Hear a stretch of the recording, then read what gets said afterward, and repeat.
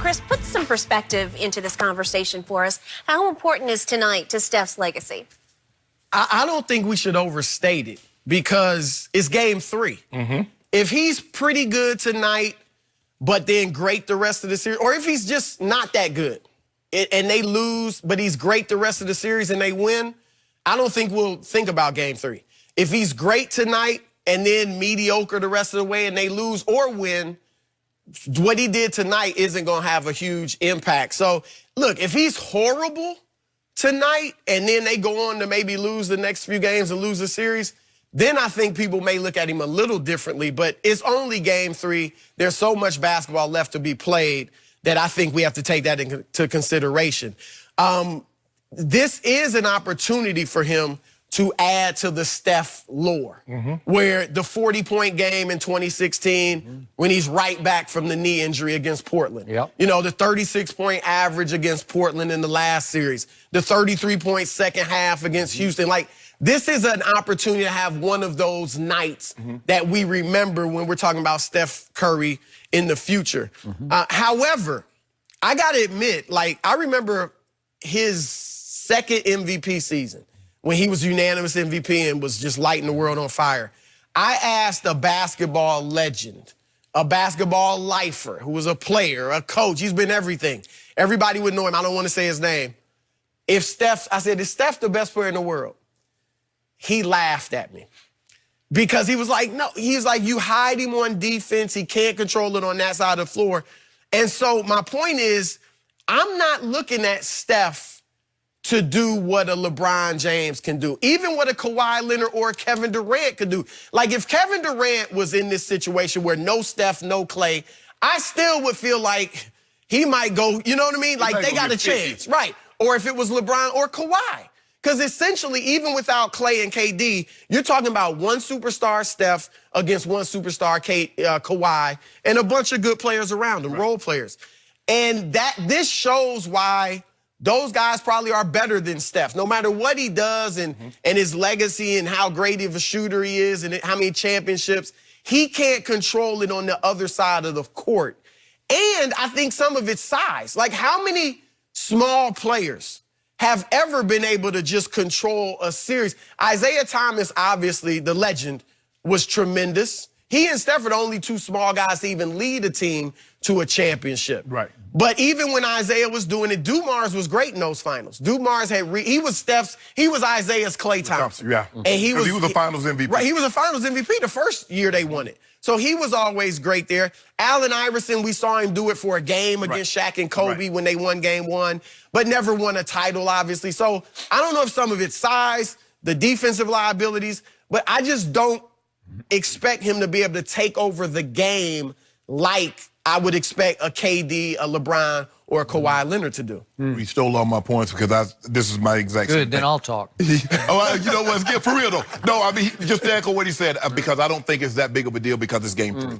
And there's more series to play, and he can play bad, and they can still recover. But if he plays like a goofball, and then they turn around and lose this series. You go with that goofball again. We're gonna remember this game. But the only thing I want to push back on, this notion that Steph Curry has been small in the playoffs or the finals is not true. It is true. I want to track. No, I tracked it. So what I did, I didn't want to go back to when he first got into the league. They didn't make the playoffs and all that. I went back to when he first made the playoffs, the 2012-2013 season. Yep. In the regular season, this is what he's averaged: 25.6, 7 assists. In the NBA Finals, he's averaged 25.6. and 6 assists. He dropped off a cliff. Go ahead, Skip. And you said he's got a higher scoring average in the finals than what? Bird, Kobe, and D-Wade. Every key number I have on my list in his career, regular versus post, the playoffs are a little down in every category. So he hasn't played like a 2-time MVP in the playoffs. And maybe that's because playoffs dictate in the finals or the playoffs? Playoffs. The whole playoffs? Yeah. And I still can't get over the games 5, 6, and 7 against your man in 2016. That was horrendously bad.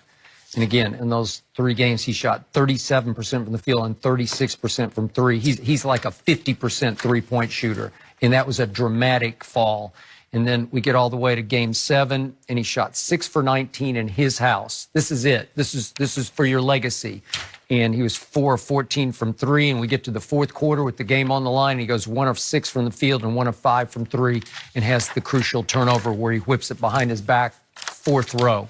That really opened the floodgates for your guys to have the bicycle built for 2 block and the chase down, right? Yeah, and it was And finally, that Kyrie, was player of the year, if I'm Kyrie not mistaken. ended that. Yeah, Kyrie ended that game. So tonight, to me, is the biggest game of Steph Curry's career because Klay Thompson is either not going to play at all, to your point, first time ever that he would be without Klay, or Klay is going to be somewhat limited. He's just going to be limited, especially on defense, maybe even on offense. This is his night to rise and shine. This is his series to take over because we will see some box and one. So you have to say, I got this. I'm going to destroy the box and one because they won game 2 in spite of Steph Curry. That was a pretty miserable performance by his standards. He wasn't very good. He wasn't very good. And then again, I'm going to say it one more time. If you play 8 minutes down the stretch, you go 0 for 0 from the field, 0 for 0 from the line, and from the 5:37 mark down to 7 seconds, you go 8 straight possessions without scoring a point. Your team does, and you're the point guard, and you have 0 assists in the whole fourth quarter. He's getting a pass that nobody has leaped on that, and the reason he's getting a pass is because they survived without him, right? They survived because Andre Iguodala, a 33% three-point shooter, said, I got this. Because when the money's on the table, that guy's going to do it. When the money was on the table, what was the first finals? 2015 when they won. 2015. Yeah. And again, you and I have gone back and forth. He turned the whole series around on defense and on offense. And you say, well, Steph's numbers say he should have been the MVP, but in impact, Iggy should have been MVP. Just in defense, offense, impact. It was LeBron's series to win. Remember, game 4 is in LeBron's house. They're up 2 games to 1. I thought he was going to do it. I thought he was going to put his team on his back with no Kevin Love and no Kyrie and just take them home because he was on. That was the best I've ever seen LeBron play for 3 games. Did he run out of gas? I don't know what happened, but he shot 7 of 22 when they put Iggy on him, and they'd done it a little bit at the end of game 3, but game 4, Iggy took him out of that game. So he deserved to be MVP. So Steph doesn't even have one MVP to his credit. And tonight, he has an opportunity with no Kevin Durant. And this is just me. Heart of hearts, gut feeling. I believe Steph Curry does not want Kevin Durant to return because he can finally make a statement once and for all. I can do it without that guy. But let me ask you this, Skip. Let's just say for the sake of argument, he dropped 45 in game 3 and they lose. What does that change in people's minds? Okay, but you would think if he drops 45, they're going to win that game. That's what I would think. It still would be tough, even if he has 45. If nobody else steps up, I'm picking Golden State because I'm thinking Draymond and if I could Cousins will play well Steph's too. going to have 45, you'd say, I got this by 15. I wouldn't say that. No. If he has 45 and Draymond and Boogie don't play well or Quinn Cook can't hit a 3, they could still lose. Hey, the impact of his 45 points, that's the one thing I disagree with whoever the Hall of Famer was that you talked. His 3-point impact is so severe, especially at home, where he's revolutionized the game and the impact of that shot because he shoots them from 10 feet beyond the line. And now you got more guys. That's what I'm saying. But at Oracle, it feels like the ceiling falls in on the visiting team when he makes 4 of those 30-foot shots. I do agree. His impact on the game for his team and just the league and the game itself has been incredible. But for some reason, I feel like he needs other guys. He needs some help, though. Like, again, I don't like what LeBron did in 2015, just taking over with Matthew Dellavedova and all these. I don't see Steph being able to do that.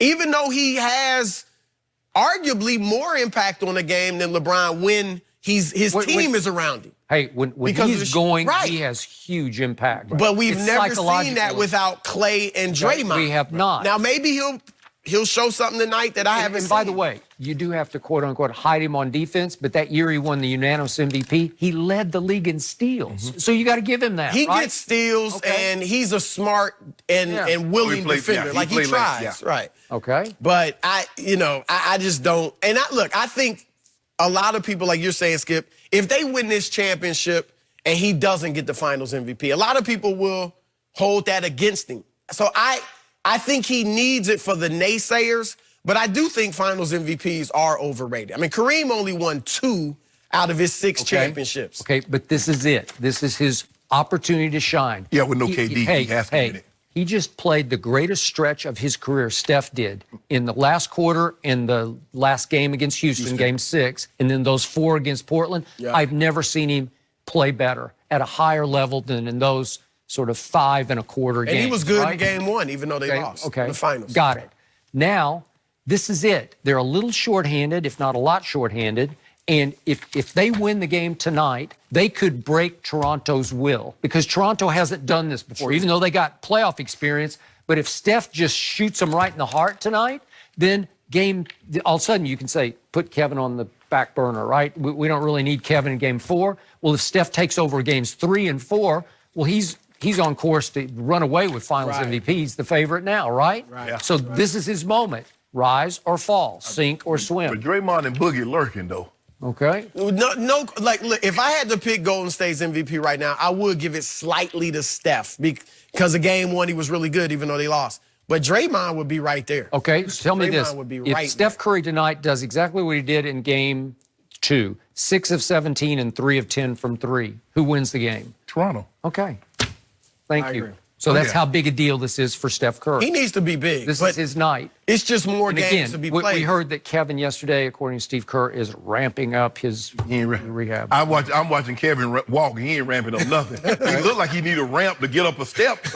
Maybe. A pair of stairs. Okay, I'll buy that, which is why I think Steph needs, he in his heart of hearts, he doesn't want Kevin to come back now because he knows that the public viewed it as he just said no mas after they blew the 3-1 lead. He publicly said, we need that guy.